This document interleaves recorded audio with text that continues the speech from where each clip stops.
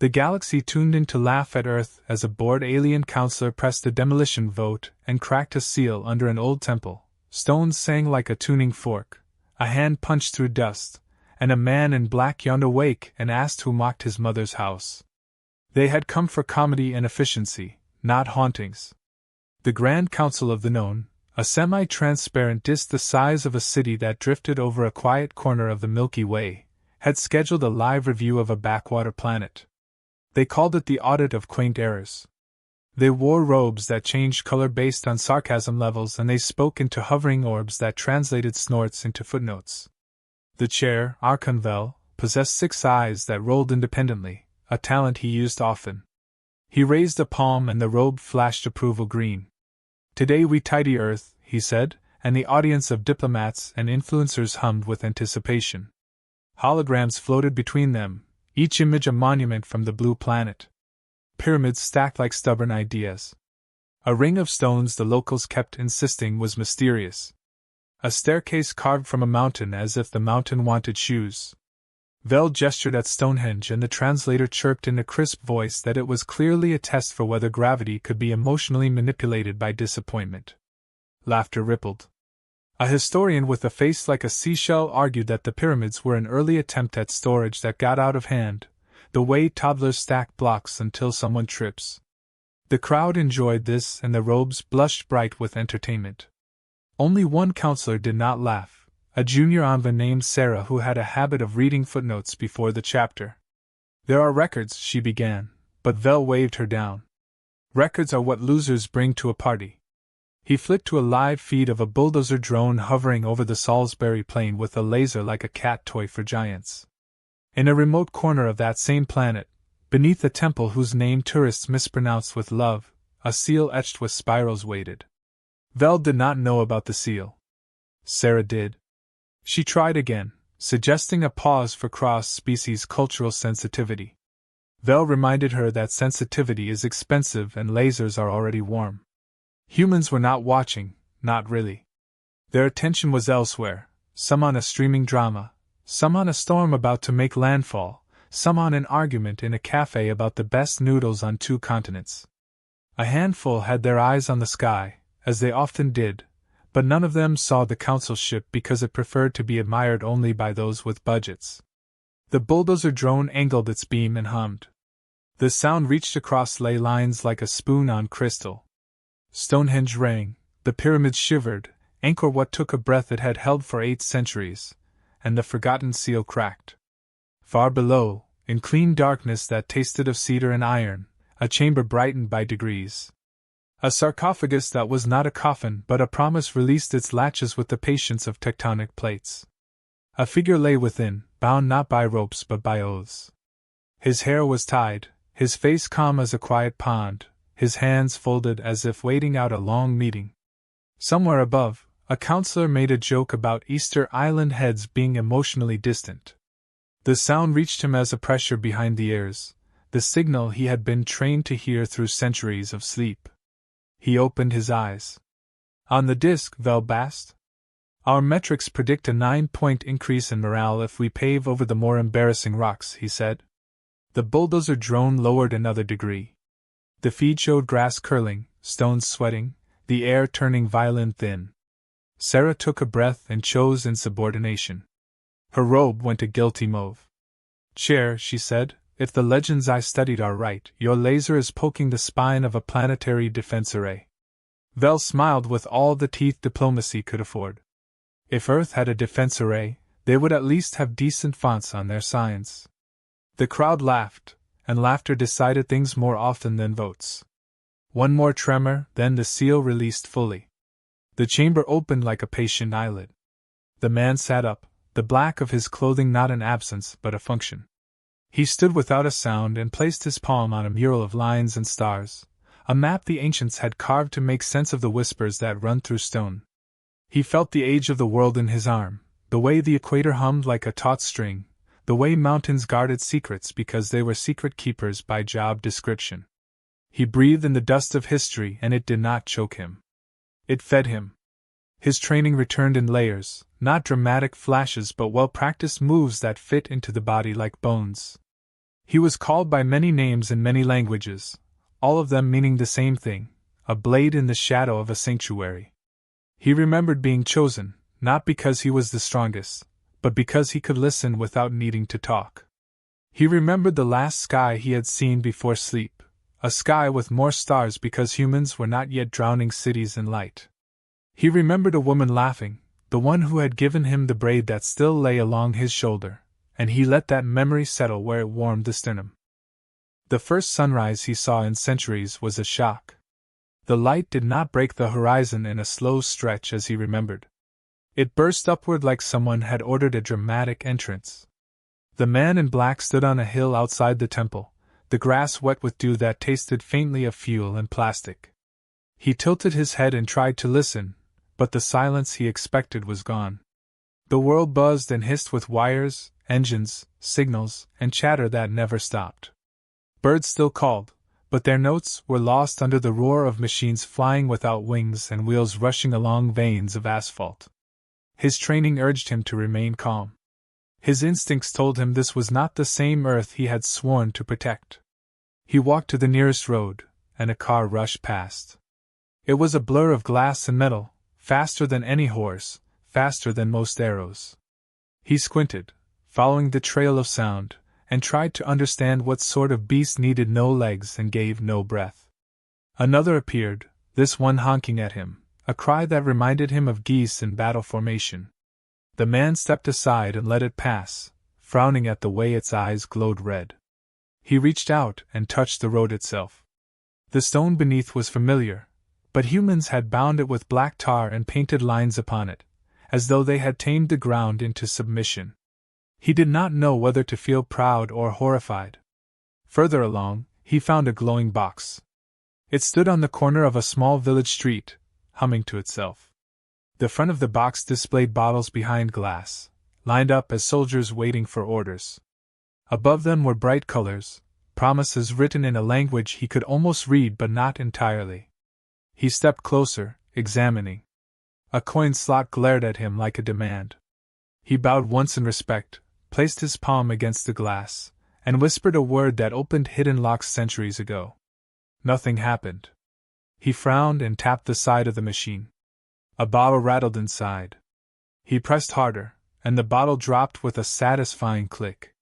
The machine whined as if offended. He lifted the drink and stared at it. Bright red label. Fizzing bubbles inside. He uncorked it with 2 fingers and tasted. Sweetness struck him like an ambush. His face twisted, his body fought it, and then he laughed, the first real laugh since waking. Perhaps the future was not all fire and noise if it could invent something so ridiculous. A boy on a bicycle stopped and stared at him. The ninja turned. The boy pointed at his black clothing and mask. "Are you some kind of cosplayer, mister?" he asked. The ninja had no idea what cosplayer meant, but the tone was friendly enough. He gave a shallow bow. "Protector," he said simply. The boy blinked, then grinned. "Cool, like a superhero."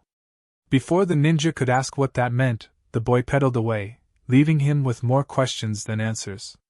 He returned to the temple before dusk. The stones whispered to him again, louder now that the seal had broken.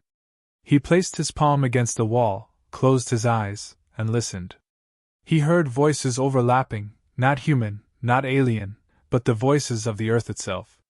Each temple across the globe was singing in unison. The pyramids hummed in low resonance, a bass line of the planet. Angkor Wat rippled like a harp. Machu Picchu trembled as though it wanted to leap.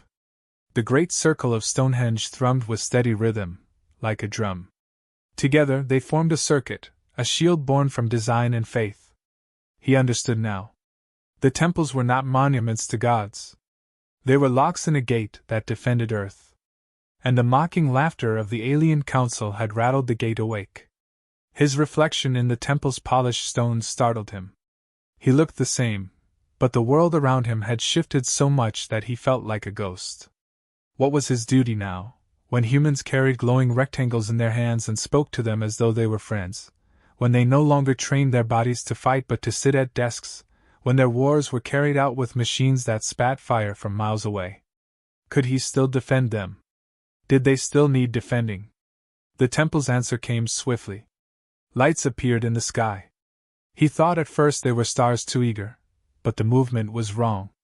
Machines shaped like insects descended, metallic and humming, with eyes that burned blue. The ninja crouched low in the grass, waiting. The drones were not human inventions. He had felt their shape once before, in the files Sarah had shown to her council but which had been ignored. These belonged to the aliens. He straightened and let his breath slow. The first drone fired a beam at a small stone near the temple, as though testing. The ninja moved before the beam hit, stepping forward so quickly he blurred. His hand cut through the air, catching the beam, twisting it, and snapping it away. The redirected light scorched harmlessly into the dirt. The drone hesitated. The others scanned him, confused by his lack of machinery. The ninja bent his knees and leapt. He landed on the nearest drone, drove his palm into its core, and silenced it. Sparks fell like fireflies. The others attacked at once, beams crossing, air trembling with heat. The ninja darted among them, faster than their targeting allowed, his blade flashing only once as he sliced the drone neatly in two. His movements were not merely physical. The temple itself seemed to pulse with him, guiding his steps, lending strength. When the last drone collapsed smoking into the grass, the temple glowed faintly as if proud. In a distant orbit, the Alien Council's observation craft recorded everything. They expected Earth's primitive defenses to crumble. Instead, the feed showed one man defeating their machines with nothing but muscle, stone, and something older than technology. Counselors muttered in disbelief. Arkanvel dismissed it as trickery, a hologram conjured by humans desperate for attention. But one voice, Sarah's, whispered what she knew: the Guardian had awakened. Night fell. The ninja sat by a fire, though he did not need its warmth. He watched sparks climb toward the stars and wondered how many of those stars were ships filled with arrogant voices. His hand rested on the earth, steady and calm. The temples would not be mocked again, not while he breathed. Still, his mind returned to the boy on the bicycle, to the word superhero, to the strange sweetness of the red drink. Humanity had changed, but their temples remained. Maybe that was enough. Maybe that was why he had been woken. He closed his eyes and listened once more. The temples sang, and their song was both warning and promise. They told him he was not alone. They told him Earth remembered. They told him that when arrogance came from the sky, the stones would answer through him. And he smiled in the dark, a small smile, the kind that meant he was ready. The council chambers woke to the sound of embarrassment dressed up as strategy. Arkanvel lifted his many-eyed head and tried to paste confidence over the recording of a man in black turning a war beam into harmless light. The robes around him frothed with color that claimed authority while confessing doubt. Advisors formed committees inside their own sentences. A science officer suggested recalibrating the narrative to emphasize human trickery. A commerce minister wondered if the spectacle could be monetized as a cautionary tale. Only Sarah spoke to the point. The Guardian is awake. Vel answered with a smile that asked the crowd to be on his side before facts arrived. One anomaly does not revise the manual. We will respond in a way that is both decisive and tasteful. The audience relaxed because decisive sounded like a hot meal and tasteful sounded like dessert. Orders followed that turned the room into a hive. The plan was to select a famous monument, dismantle it publicly, and present the result as a lesson in progress. The target chosen was the Great Plateau of Giza, partly for its recognizability and partly because the sand made for a soft landing. On Earth the morning did what mornings do. Workers shuffled into buses, vendors set out trays, and the man in black took inventory of the body that would be asked to carry a planet. His training had returned in patience rather than sparks. He jogged rooftops before dawn and learned the new dance of the city. He noticed that handrails now came in metals that sang sharply under grip. He learned how wind curved around the glass canyons and how to use that curve to float an extra heartbeat at the lip of a fall. A construction crane creaked above a sleeping street, and he used the cable for a slow pull-up until the arms burned in fine lines. He watched himself on a stranger's glowing screen as a blur that slipped along cornices like a rumor. Someone had named the blur as Temple Parkour Guy and added a thumping song, and the crowd below the screen threw hearts at it, as if hearts were infinite. The attention was a fog. He moved through it steadily and put it aside. He mapped the pulse of the world by foot. He stood in a museum hall that smelled like varnish and dust and listened as an obelisk fragment murmured about the way light can be taught to stand upright. He crossed bridges and paused above the water that had been taught to behave with walls, then closed his eyes and let the older river beneath the river tell him where the pressure accumulated. The temples guided him with metaphor more than with command. They spoke of doors under mountains and of songs etched on volcanic glass. He learned to breathe in measures that matched the lay of the stones. Inhale at an angle of 30. Exhale where the morning star meets the north edge. He felt foolish, and then he felt strong, and then he felt ready. Sarah sent a warning in the only safe channel she could trust. She tuned a calibration beam on the council ship to a whisper frequency and let it drift down the gravity well. The signal did not carry words. Words could be intercepted and mocked. The signal carried the image of a lion stretching and the sensation of sun warming ancient angles. The temples caught it and turned it into a feeling behind the eyes. The man in black was standing in a queue for tea he had not ordered when the feeling arrived. He set the cup down with a thanks to the vendor and began to run. He did not sprint because panic tightens good choices. He let the alleys guide him to the broad road and the road to the desert and the desert to the plateau. He arrived at the edge of the sands as the first tourist buses sighed awake. The plateau rolled out in golden plains that caught the day and held it. Local guides traded jokes in a rhythm that must have been as old as the stones. Sellers offered cold water with insistence that only love or thirst can excuse. Security checked bags with a practiced courtesy. The man in black slipped past the line of footprints and into the gaze of the pyramids. The air above the largest pyramid shimmered. A thin hexagon opened against the sky and widened to the size of a stadium. From it descended a wedge of metal that killed sound in a ring around itself. A team of alien shock troopers leapt from the belly of the wedge and landed in the sand with the grace of athletes and the irritability of officials. Sand, one of them muttered in a tone that did not need translation. They wore armor like beetle shells and carried tools that refused to admit they were weapons. The plan was surgical removal rather than spectacle. They would slag a single face of the pyramid to demonstrate an irreversible proof of superiority. The crowd would film. The council would smile. The future would proceed to the scheduled meeting. The man in black walked forward with the patience of a teacher who knows the lesson is right. He placed his palm on a limestone block and the block warmed as if it had remembered a name. He let his breath drop into his belly and felt the channels under the sand join him. He did not shout, and he did not posture. The first cutting beam lit. It hissed a line across the lower courses. The sound was ugly in the way a complaint is ugly when it is correct.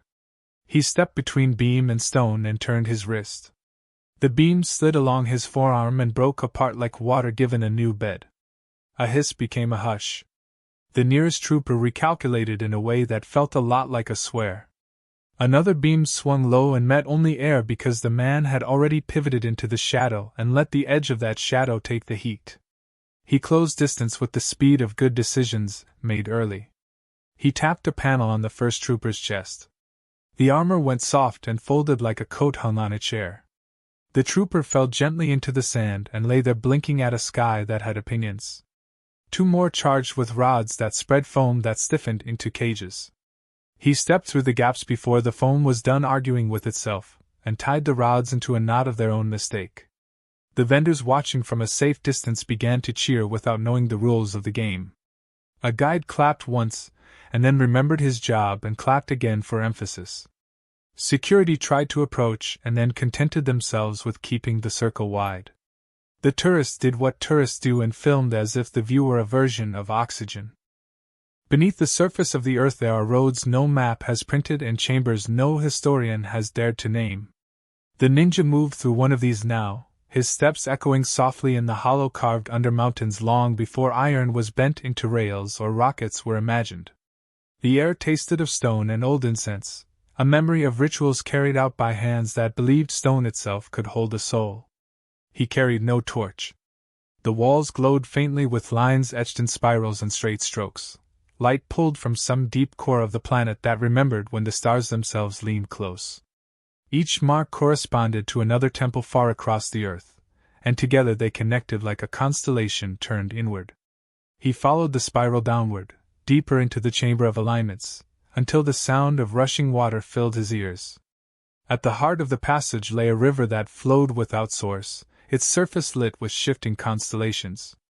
He knelt by the river, dipped his fingers, and felt the resonance of 1,000 sights humming through his skin.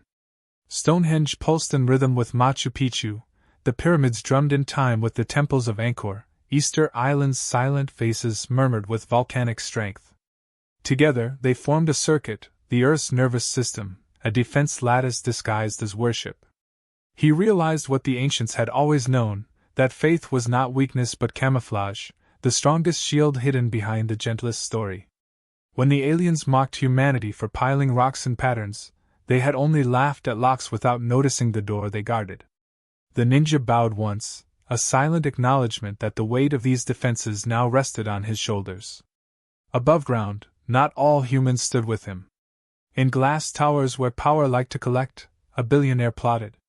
His name was whispered as if it carried influence into rooms that sunlight avoided. He had built his empire on extracting data from desire, on selling pieces of privacy as if they were sweets. When the Alien Council reached out, promising him technologies that could extend life and amplify control, he did not hesitate. He convinced himself that aligning with them was not betrayal but foresight. Humanity was already fracturing under its own contradictions, he reasoned. Why cling to stones when the stars offered profit? He signed their pact in silence, arranging for machines to enter sacred sites under the guise of research. The betrayal unfolded quietly. Excavation equipment was shipped to remote corners of the world. Official reports declared it was for preservation, cataloging, or tourism enhancement. In truth, the work was to destabilize the alignment, to break the chain linking temples into a shield. At a site near Lake Titicaca, workers drilled under cover of night. In Cambodia, towers of steel pressed against the old carvings until they cracked. Each break rippled along the underground river the ninja had touched, weakening their resonance and leaving gaps for intrusion. The temples whispered to him in pain. He woke from meditation with his ears ringing, knowing that the wounds were not caused by alien machines alone but by human greed willing to trade sacred protection for gold. He followed the trail of sabotage across continents, his movements quiet, unseen by those he passed. In the Andes he watched workers packing crates of stone fragments. They joked about selling them to collectors. He moved among them unseen, restoring what could be repaired, whispering apologies to what could not. In Cambodia he found cables sunk into the soil, siphoning energy lines to alien receivers. He sliced them neatly with his blade, leaving them sparking like dying snakes. Each act was a race against collapse, for the more gaps opened, the easier it became for the Council to push fleets into orbit without resistance. In the council chamber above, Arconvel took pride in the reports. The Guardian, they admitted, was formidable, but he could not be everywhere at once. Vel laughed at the thought of one man trying to plug holes in a dam built for oceans. His eyes rolled in smug unison. The Council planned its next phase, a mass landing disguised as peaceful research. The temples would be deactivated, the Guardian humiliated, and Earth offered up as a project in redevelopment. Councilors applauded. Sarah, silent among them, knew what such redevelopment meant. She remembered worlds catalogued in their archives, planets stripped until they were dust-circling suns, their cultures footnoted as quaint curiosities. She clenched her robe to stop her hands from trembling. In the quiet of another chamber far below Earth, the ninja discovered his own past more fully than he had before. The river widened into a hall filled with carvings. They told the story of an order sworn to guard the Earth not against natural disasters but against arrogance that comes from the sky. Generations of guardians had lived, fought, and fallen, each leaving behind a fraction of strength for the next. He was not chosen for strength alone but for his ability to endure silence, to resist the hunger for glory, to sleep for centuries if needed. He traced the carvings of those who came before him. Their faces blurred by time but their postures steady. He felt loneliness, but he also felt kinship. The weight was his, but it had been theirs first. He was not the only one. He was the latest. The betrayal of the billionaire reached him when the temples whispered louder than usual. Their voices carried urgency. He saw visions of crates loaded onto ships, bound for alien hands. He saw machinery gouging sacred halls, converting geometry into data. He saw the man in his glass tower shaking hands with holographic emissaries. His anger came not as fire but as cold clarity. Rage blinds the blade, but precision hones it. He swore no human traitor would be allowed to weaken what countless ancestors had sworn to protect. The earth was flawed, its people distracted, its leaders foolish, but its heart still beat in stone. He would not let that heart be stolen. He traveled to the city of glass towers. There, the billionaire announced a new initiative, claiming to bring humanity into harmony with galactic civilization. Crowds gathered, curious and dazzled by promises of clean energy, longer life, and answers to questions science had not yet solved. The ninja moved unseen through the crowd, watching from shadow. On stage, the billionaire spoke of unity, but his eyes glowed faintly with alien implants, a betrayal etched in the whites. Screens lit up behind him, showing images of temples dissolving under beams, repackaged as progress. The crowd clapped uncertainly, half convinced, half uneasy. The morning began with a tremor that was not an earthquake but a rehearsal. From the Andes to the Khmer forests, from the chalk plains to the volcanic shores, the old stones woke as if someone had whispered their forgotten names. Machu Picchu rose a breath above its terraces, not to fly but to remind gravity that it worked here by invitation. Angkor Wat filled its carvings with slow light, a tide of gold moving through stone veins. The ring of stones in the north hummed, each monolith a tuning fork finding the same note. On Easter Island the silent faces watched the horizon and exhaled beams so soft that gulls chose to ride them. Whole cities paused because the air held its own attention. A subway driver told his passengers that the delay was caused by ancient architecture taking a stand, and nobody complained because the announcement felt true. Below ground the ninja stood beside the river of constellations and let the song pass through him. He did not command the temples and the temples did not command him. They traded trust. He matched his breath to the rhythm running under oceans and through bedrock, closing gaps left by sabotage, and persuading stubborn lines to hold. When he raised a hand, nodes as far as deserts and jungles nodded back. He sang without words, an old melody he had practiced in a time when stars were fewer, and the lattice answered. The circuit brightened, not with electricity but with something older, a courtesy exchange between earth and sky. He rose and the corridors brightened by a finger width, enough to say that the shield was waking with him. High above, the council decks flushed with activity that smelled of triumph baked too soon. Arconvel practiced the expression of someone who wins a debate before it begins. He ordered the armada forward with a speech about responsible stewardship of inefficient worlds. He called it redevelopment with kindness, a phrase that made the robes around him shine in friendly colors. Fleet officers lined up metrics that looked like obedience. Sarah, who could feel the disharmony in her bones, asked for a final survey and was granted one out of habit rather than hope. She saw the way light moved between stones and could not decide if it was science with patience or faith with measurements.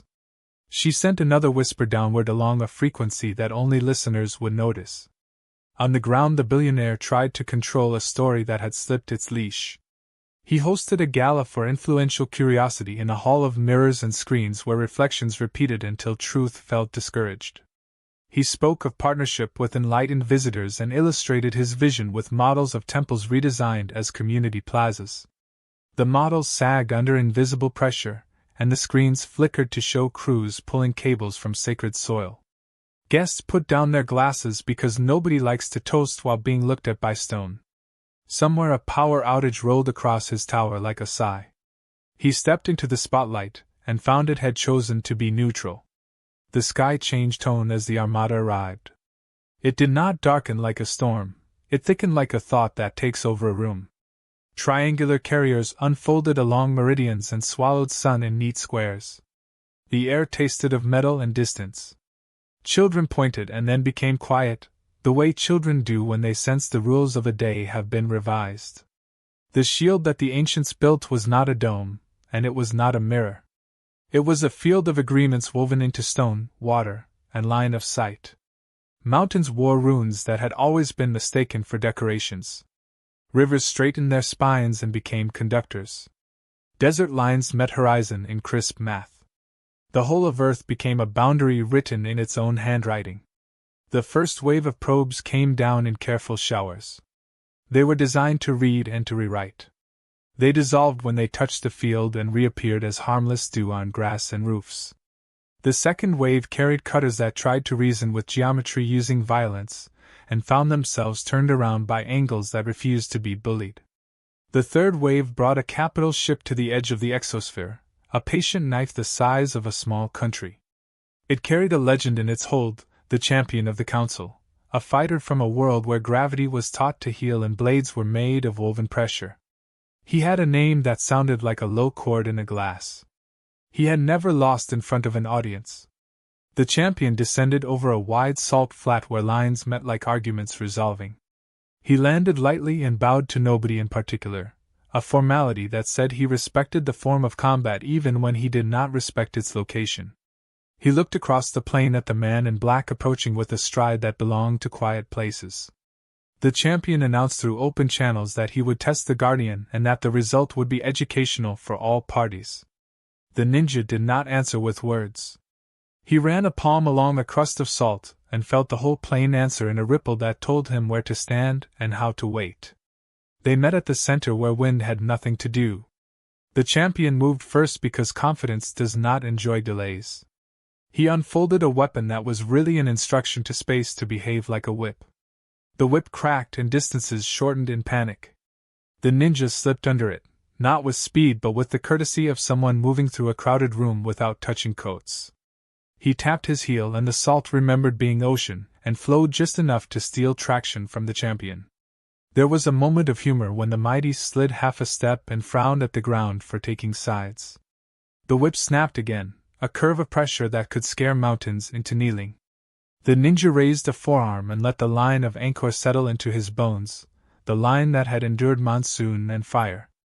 The strike bent and bled into the field like rain into thirsty earth. The champion tried a different language. He threw a lattice that made air heavy in squares. The ninja breathed once, twice, and the squares became confetti. The champion recovered and bowed a fraction because he preferred honesty when talent was shown. He stepped forward and their limbs finally touched, the dull sound of technique meeting practice. To an observer the fight looked less like chaos and more like a negotiation carried out at speed.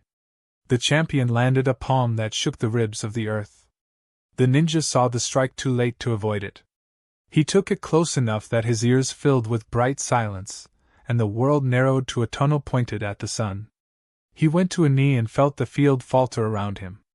The champion walked a half-circle with the friendly patience of a tutor who has reached the part of the lesson where terms are non-negotiable. The council ship drifted in silence that felt heavier than gravity. The grand chamber, once a theater of mockery and smug approval, now carried the brittle quiet of an audience that had laughed too long at the wrong joke. Archanvel stood at the center and tried to arrange his many eyes into a pattern that suggested confidence, but the robes around him betrayed their wearers. They shifted colors with unease, hues of doubt leaking through their woven bravado. They had sent fleets, they had sent their champion, they had sent machines disguised as inevitability. And yet the planet had not bent. It had not begged. Instead it had sung. For the first time in many cycles, the council tasted humility, though they called it inconvenience. Vel cleared his throat with authority and declared that this was not defeat but recalibration, yet the word echoed poorly in the hall. On Earth, the air felt different, not just to the ninja but to farmers, sailors, and children who carried kites into the wind. The temples still glowed faintly with the aftershock of their awakening, their hum woven into the ordinary noise of life. In villages near Angkor, elders paused to hear the carvings whisper and found themselves remembering stories they had forgotten. In Peru, a shepherd touched the ground and swore he felt it breathe back. Even in cities where towers clawed at clouds, people noticed that light poles flickered in rhythm with something deep beneath their feet. The world had been reminded of its roots, and its roots were proud. The ninja stood at the edge of a hill where he could see both city and stone and let the two sights balance in his eyes.